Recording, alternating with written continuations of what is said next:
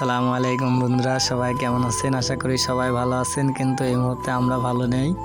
আমাদের এলাকাতে একটা চোর ধরা পড়ছে। সব গাড়ির অ্যাক্সেল চুরি হয়েছে, 3-4টা গাড়ির।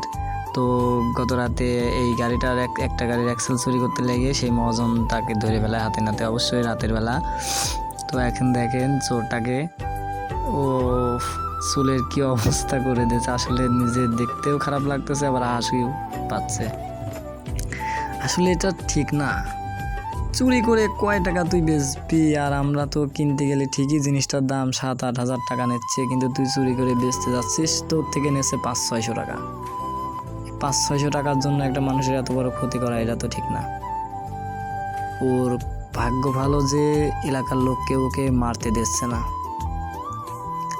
আমাদের সাওয়াল পাল সব মারার জন্য রেডি, কিন্তু কেউ মারতে দিচ্ছে না। যে কাকারা দেখতেছেন, এনারা আসলে গায়ে হাত দিতে দিচ্ছে না। ওর বাপ আছে, মা আছে, কিন্তু দুইজন দুই জায়গায় বিয়ে করে দুই জায়গায় থাকে।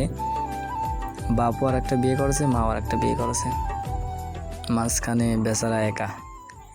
এও বিয়ে করেছে কিছুদিন আগে পাশের এলাকায়।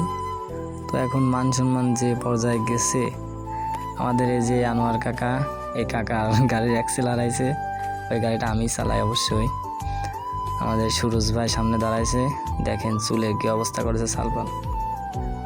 মানে পাশেই চুল কাটার দোকান ছিল, সেলুনের দোকান, ওখান থেকে মেশিন নিয়ে সালপাল আবল তাবল মাইর দিয়েছে।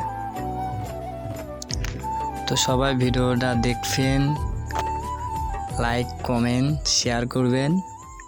এটা হয়েছে কোন জায়গায়? পাবনা সদর হিমায়তপুর চরভাঙ্গাবাড়িয়া, পাবনা। আসলে কি বলবো, আমার গাড়ির অ্যাক্সেলটা যখন চুরি হয় তখন আমি এসে ওখানে বলি যে দেখ আমার গাড়ির অ্যাক্সেল চুরি হয়েছে, তুই নিয়েছিস কিনা। ও তো জীবনে শেখা যায় না। তো আমি বললাম কিছু লোক লাগা দেবো, এই অ্যাক্সেল চোর কিভাবে চুরি করে, আরো গাড়ি তো চুরি করবি নিশা। আর ইভেন পাশে এসে দাঁড়ালো ওর মা, এটা ওর মা, ডেকে নিয়ে আসা হয়েছে, পাশের এলাকায় বিয়ে হয়েছে। তো এখন নেতারা সবাই বলতেছে ওনাকে যা হয়েছে হয়েছে, কান ধরে উঠবাস করি, জীবনে যাতে ও আর চুরি না করে এটা স্বীকারোক্তি দিয়ে কান ধরে উঠবাস করতে হবে। এখন কি বলবো, দেখেন, আল্লাহ মাফ করো আল্লাহ। ভিডিওটা সবাই শেয়ার করবেন প্লিজ।